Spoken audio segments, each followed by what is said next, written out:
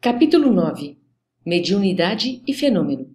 Era considerável o número de amigos encarnados, provisoriamente libertos do corpo físico através do sono, que se congregavam no vasto salão. Em primeiro lugar, junto da mesa diretora, onde Alexandre assumiu a chefia, instalaram-se os alunos diretos e permanentes do generoso e sábio instrutor. Distribuíam-se os demais em turmas sucessivas de segundo plano. Calculei a assistência de companheiros nessas condições em pouco mais de 100 pessoas, aproximadamente, exceção dos desencarnados que acorriam até ali em mais vasta expressão. Além do grupo do irmão Francisco, que trouxera os tutelados, outras associações da mesma natureza compareciam com seus pupilos, interessados em novas instruções. Observei, porém, uma particularidade. Somente os aprendizes comprometidos com Alexandre podiam relacionar suas dúvidas, pedidos e indagações, não em sentido verbal, mas através de consultas que eram previamente transmitidas a ele antes de iniciar a dissertação. Atendendo-me à curiosidade, Sertório, que se mantinha a meu lado, explicou atencioso. Há muitas escolas deste gênero para os encarnados que se dispõem a aproveitar os momentos de sono físico. É natural que aos discípulos permanentes desse ou daquele setor caiba o direito de interrogar. Como vemos, não há particularismo.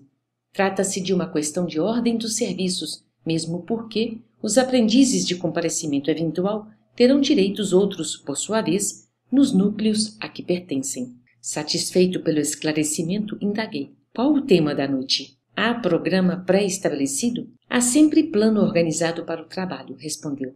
Contudo, os temas são improvisados por Alexandre depois de receber as indagações e consultas dos frequentadores habituais. O orientador examina atentamente as questões suscitadas pela maioria e fornece instruções de modo a satisfazer igualmente aos assuntos com minoria de interessados. E poderá informar quanto ao tema provocado pela maioria dos aprendizes nesta noite? Creio que se refere à mediunidade e ao fenômeno em geral.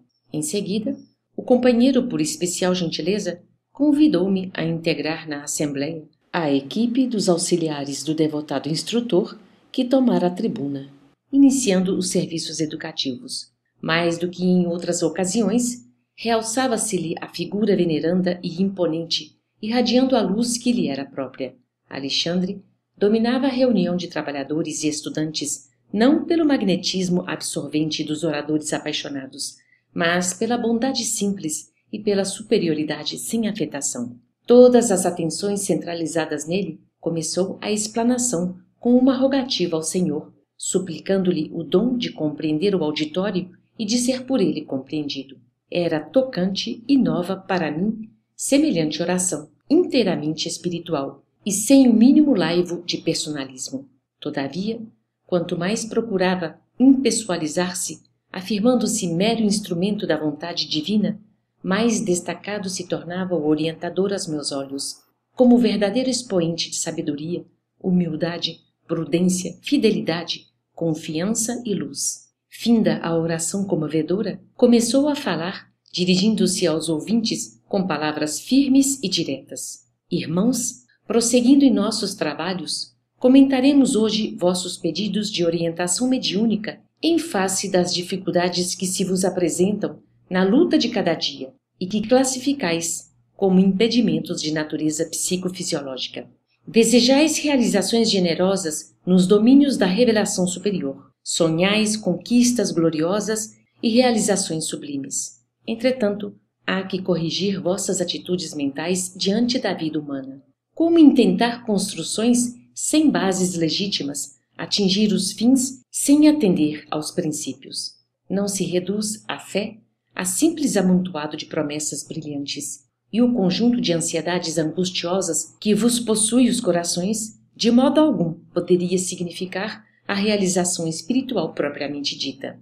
A edificação do reino interior, com a luz divina, reclama trabalho persistente e sereno.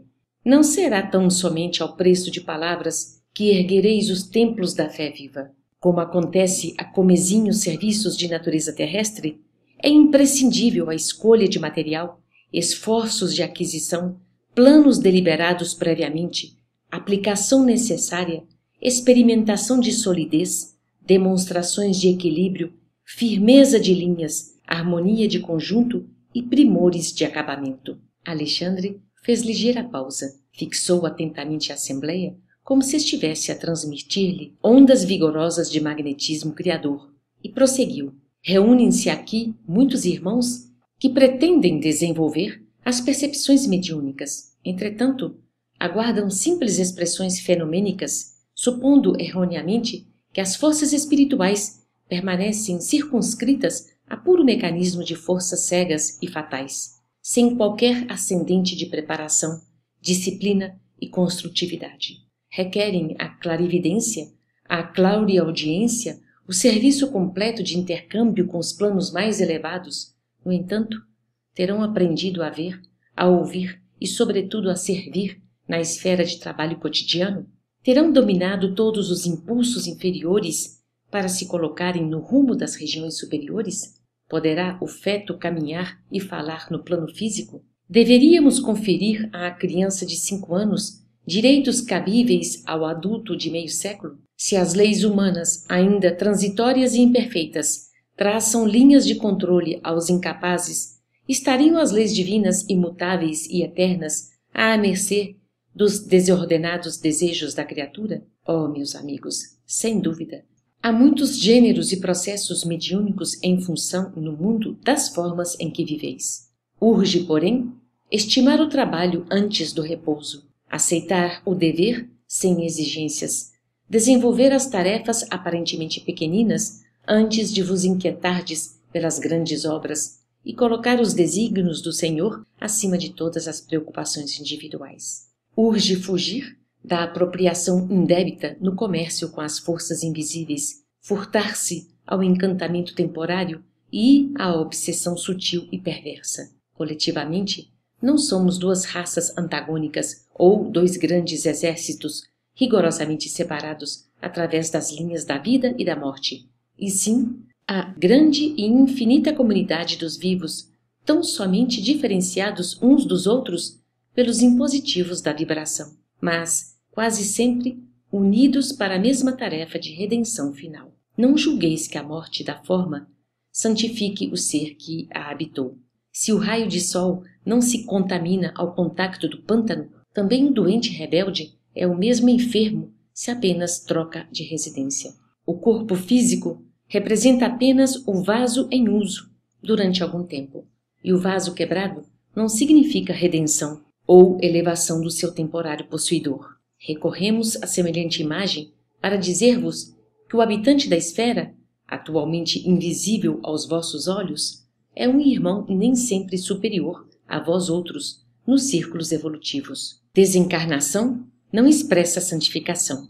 Os companheiros que vos antecedem no plano espiritual não permanecem reunidos em aprendizagem muito diferente.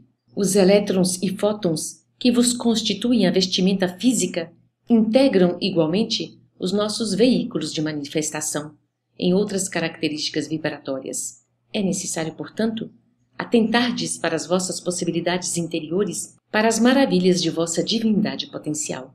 Em vossos desejos insopitáveis de intercâmbio com o invisível, naturalmente anelais a aproximação da sociedade celeste.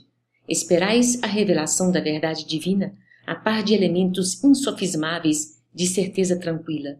Entretanto, para isso, é indispensável organizar e desenvolver vossos valores celestes, como criaturas celestiais que verdadeiramente sois. Todo um exército de trabalhadores do Cristo funciona em cada núcleo de vossas atividades relativas à espiritualização, convocando-vos ao sentimento iluminado, à virtude ativa, ao departamento superior da vida íntima. Todavia, é ainda muito forte a vossa tendência de materializar todas as expressões do espírito, esquecidos de espiritualizar a matéria. Solicitais a luz, quase sempre perseverando nas sombras. Reclamais felicidade, semeando sofrimentos. Pedis amor, incentivando a separação. Buscais a fé, duvidando até de vós mesmos. A possibilidade de comerciar emoções com as esferas invisíveis que vos rodeiam não representa de modo algum a realização espiritual imprescindível à edificação divina de cada um de nós. porque o problema da glória mediúnica não consiste em ser instrumento de determinadas inteligências, mas em ser instrumento fiel da divindade. Para que a alma encarnada efetue semelhante conquista, é indispensável desenvolva os seus próprios princípios divinos. A bolota é o carvalho potencial, o punhado de sementes minúsculas é o trigal de amanhã, o germe insignificante será, em breves dias, a ave poderosa cortando amplidões. Alexandre estava cada vez mais empolgante e belo. Do alto, jorravam-lhe sobre a fronte fios irisados de brilhante luz.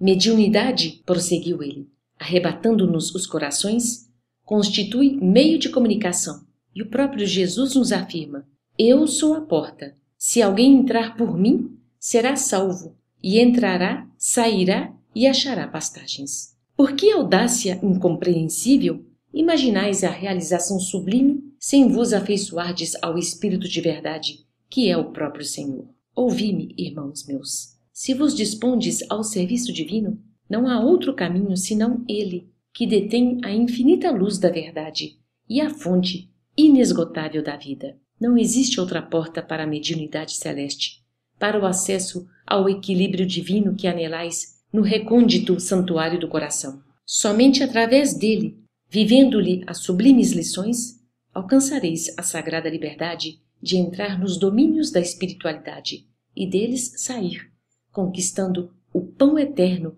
que vos saciará a fome para sempre. Sem o Cristo, a mediunidade é simples meio de comunicação e nada mais. Mera possibilidade de informação, como tantas outras, da qual poderão assenhorar-se também os interessados em perturbações, multiplicando presas infelizes. Lembrai-vos, contudo, de que a lei divina jamais endossou o cativeiro e nunca sancionou a escravidão. Esquecestes a palavra divina que pronunciou: vós sois deuses? Ao enunciar esta última frase, o orientador assumira atitude muito diversa. Pareceu-me que em pleno tórax acendera-se-lhe sublime luz, levemente anilada, luz que nos enviava a todos raios de inexprimível alegria. Seus cabelos semelhavam-se agora a fios de sol de safirina expressão. O olhar tornara-se-lhe mais sublime e profundo. E muitos de nós, desencarnados e encarnados, choramos de agradecimento e júbilo, tocados de inexplicável emoção. Após ligeiro intervalo, continuou o amoroso e sábio instrutor. Ó, meus amigos, a persistência da condição de animalidade vos perturba. Sois a coroa espiritual da face da terra, pela razão com que fostes galardoados pelo Senhor do Universo. O facho esplendoroso do raciocínio clareia o santuário de vossas consciências. O sublime vos convida ao mais além. Irmãos mais velhos vos convocam ao convívio do Pai. No entanto, buscais demorar voluntariamente na fauna da irracionalidade primitiva. No campo vibratório da mente humana, sente-se ainda o veneno das víboras ingrata, o instinto dos lobos famulentos, as ciladas das raposas, o impulso sanguinário dos tigres vorazes, a vaidade e o orgulho dos leões. Não acrediteis que semelhantes atributos sejam característicos do corpo mortal simplesmente. São qualidades que o espírito conserva em si, olvidando os patrimônios divinos. Ora, a morte física surpreende as criaturas na atitude que cultivaram. Modificam-se os planos de vibração, mas a essência espiritual é sempre a mesma. Daí o emaranhado de manifestações inferiores nas esferas mediúnicas de vossas atividades. Em muitas ocasiões, ao invés de cultivardes as qualidades positivas de realização com Jesus, permaneceis no fomento de interesses mesquinhos da concorrência humana, aos centros passageiros de pura sensação. Tomados de enormes equívocos, nos círculos do desenvolvimento medianímico, acreditais seja possível vencer o domínio pesado das vibrações grosseiras, cristalizadas pela viciação de muitos séculos, tão somente à força de movimentação mecânica das células materiais. Sem qualquer preparação, intentais a travessia das fronteiras vibratórias, invocando as potências invisíveis de qualquer natureza. Para o adestramento de forças psíquicas, qual ser humano leviano que exigisse orientadores ao acaso, em plena multidão, esquecido de que nem todos os transeuntes da via pública permanecem em condições de beneficiar, orientar e ensinar. Se as máquinas mais simples da terra pedem o curso preparatório do operário, para que o setor da produção não desmereça em qualidade e quantidade, como esperais que a mediunidade sublima se reduza a serviços automáticos, a puras manifestações de mecanismo fisiológico, indene de educação e responsabilidade? Sempre será possível abrir meios de comunicação entre vós outros e os planos que vos são invisíveis, mas não esqueçais de que as afinidades são leis fatais de reunião e integração nos reinos infinitos do espírito. Sem os valores da preparação, encontrareis irremediavelmente a companhia dos que fogem aos processos educativos do Senhor. E, sem as bênçãos da responsabilidade, encontrareis, logicamente, os irresponsáveis. Objetareis que o fenômeno é indispensável no campo experimental das conquistas científicas, que o inabitual deve ser convocado a favorecer novas convicções. Entretanto, somos dos primeiros a reconhecer que os vossos caminhos na crosta se desdobram entre fenômenos maravilhosos. Já resolvestes, acaso, o mistério da integração do hidrogênio e do oxigênio na gota d'água? Explicastes todo o segredo da respiração dos vegetais? Por que disposição da natureza viceja a cicuta que mata, ao lado do trigo que alimenta? Que dizeis da haste espinhosa, da terra oferecendo a flor como graciosa taça de perfume celeste? Solucionastes todos os problemas biológicos das formas físicas que povoam o planeta nas diversas espécies? Qual é a vossa definição do raio de sol? Vistes alguma vez o eixo imaginário que sustenta o equilíbrio do mundo?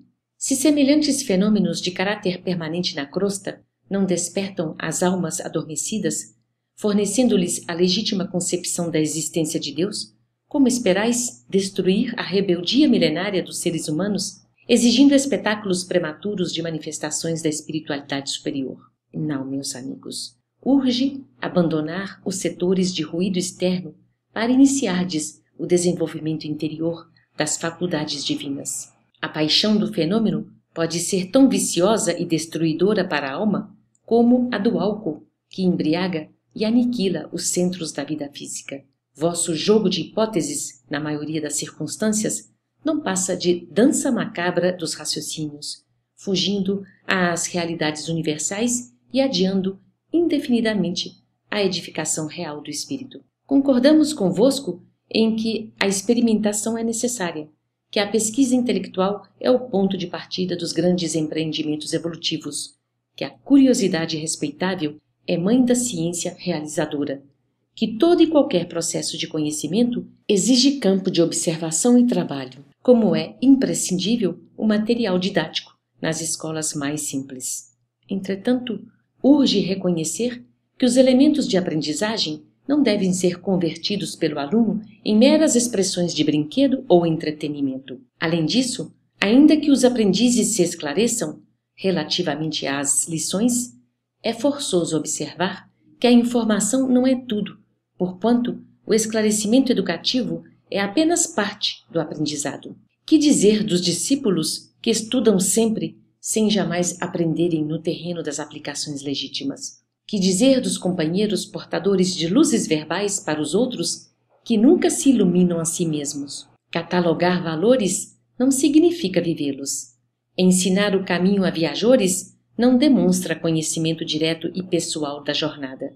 Há excelentes estatísticos que nunca visitaram as fontes originais de seus recursos informativos e eminentes geógrafos que raramente saem do lar.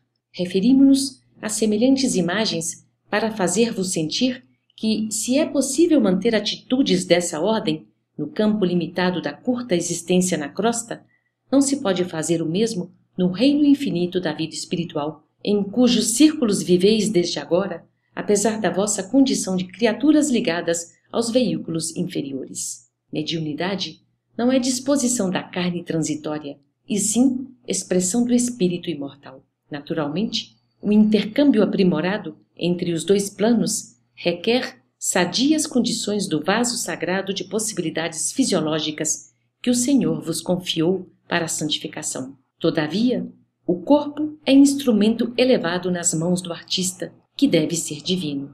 Se aspirais ao desenvolvimento superior, abandonai os planos inferiores.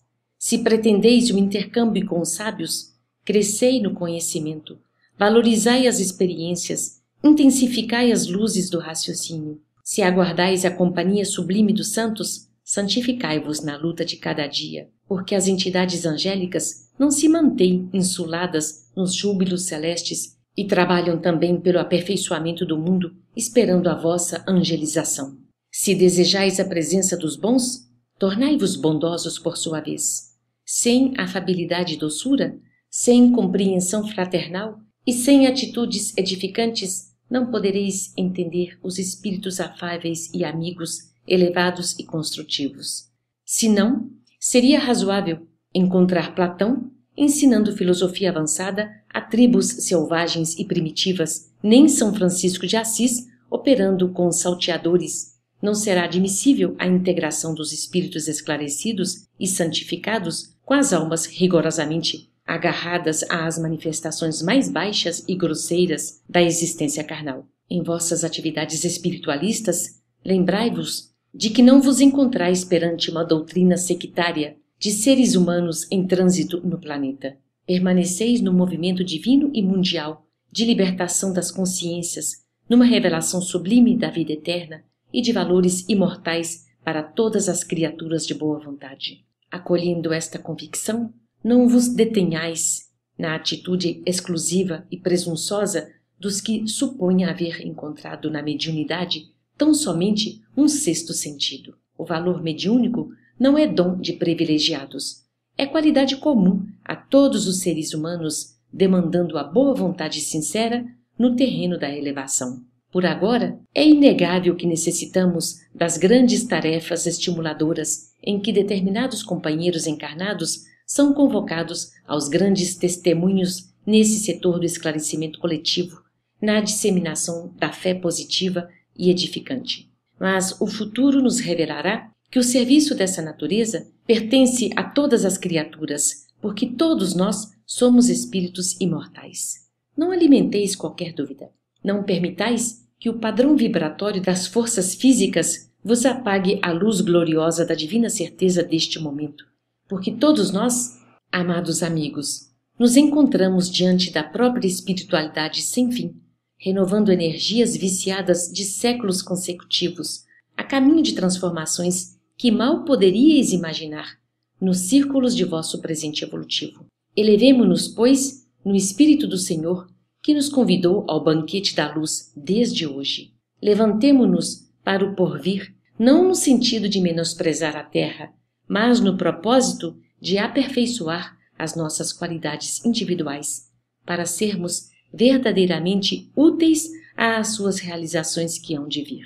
Entreamemo-nos intensamente, realizando os preceitos evangélicos e edifiquemo-nos cada dia, erguendo-nos para a redenção final.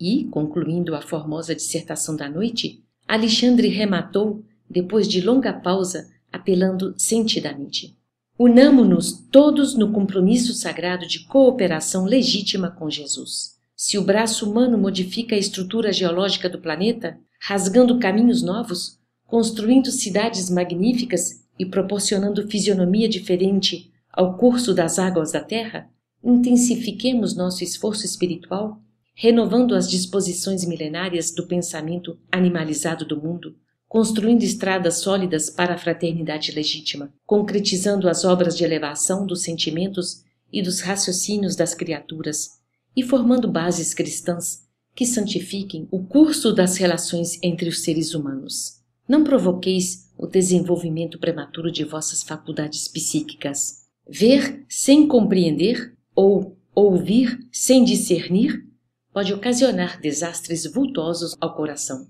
Buscai, acima de tudo, progredir na virtude e aprimorar sentimentos. Acentuai o próprio equilíbrio e o Senhor vos abrirá a porta dos novos conhecimentos.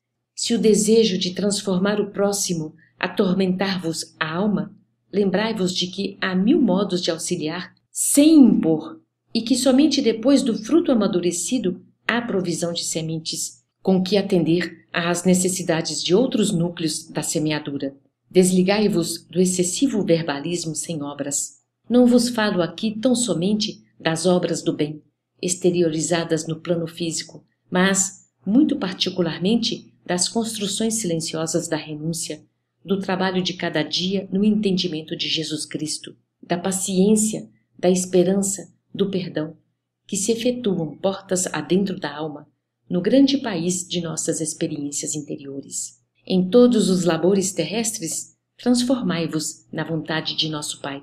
E em vossos serviços de fé, não intenteis fazer baixar até vós os espíritos superiores, mas aprendei a subir até eles, conscientes de que os caminhos de intercâmbio são os mesmos para todos e mais vale elevar o coração para receber o infinito bem que exigir o sacrifício dos benfeitores. Jamais quebreis o fio de luz que nos liga individualmente ao Espírito Divino. Não permitais que o egoísmo e a vaidade, os apetites inferiores e as tiranias do eu vos empanem a faculdade de refletir a divina luz. Recordai que em nossa capacidade de servir e em nossas posições de trabalho estamos para Deus como as pedras preciosas da terra estão para o sol criador. Quanto mais nobre a pureza da pedra, mais possibilidade apresenta para refletir o brilho solar. Colocai as expressões fenomênicas de vossos trabalhos em segundo plano, lembrando sempre de que o espírito é tudo. Nesse instante, Alexandre silenciou, mantendo-se então em muda rogativa.